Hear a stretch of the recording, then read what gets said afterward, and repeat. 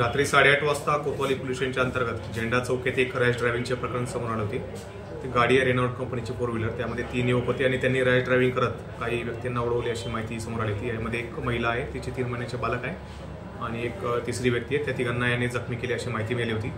On the spot घटनास्थळावरून एक आरोपी ताब्यात घेण्यात आला होता। दोघं फरार होते, त्यांना परापंचवीस तासात अटक केली आहे। तिघा आरोपींना मेडिकलसाठी आणि त्यांचे ब्लड टेस्टसाठी आपण आता मी हॉस्पिटलला पाठवले आहे। जे तिघं जखमी आहेत त्यामध्ये प्रामुख्याने एक महिला आणि तिचे 3 महिन्याचे बालक आहे। तिघांची सध्या खासगी हॉस्पिटलमध्ये उपचार सुरू आहेत। आता गुन्ह्याची आता नोंदणी करणं सुरू आहे आणि गुन्हा दाखल झाल्यानंतर स्वतः सिनियर पी कोतवाली या गुन्ह्याचा तपास करणार आहेत। आम्ही याच्यामध्ये गंभीरचे म्हणजे कडक सेक्शन्स याच्यामध्ये लावणार आहोत आणि आरोपींची कोणत्याही परिस्थितीत बेल होणार नाही।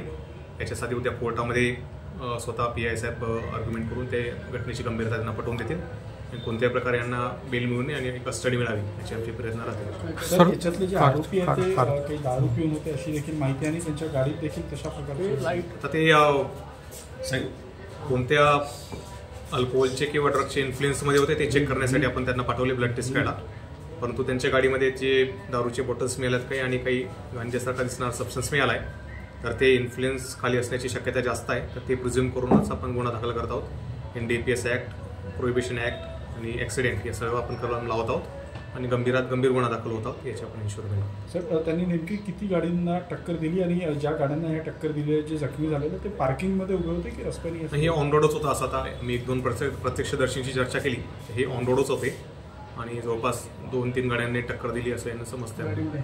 आता आपण CCTV फुटेज जप्त करत आहोत घटनास्थळावर, ते एकदा बघितलं की अजून याच्यामध्ये क्लॅरिटी येईल आपण। सर, जखमींची प्रकृती सुद्धा कशी? तेच ती महिला जे आहेत त्यांचे बहुतेक पाय फ्रॅक्चर आहे असं त्यांचे नातेवाईक आता सांगत होते।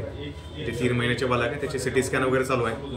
आता अजून अपडेट घेऊ त्याच्यामध्ये की काय कंडिशन, जस्ट ताजी माहिती त्यानुसार त्यांची सुरू आहे। थँक्यू।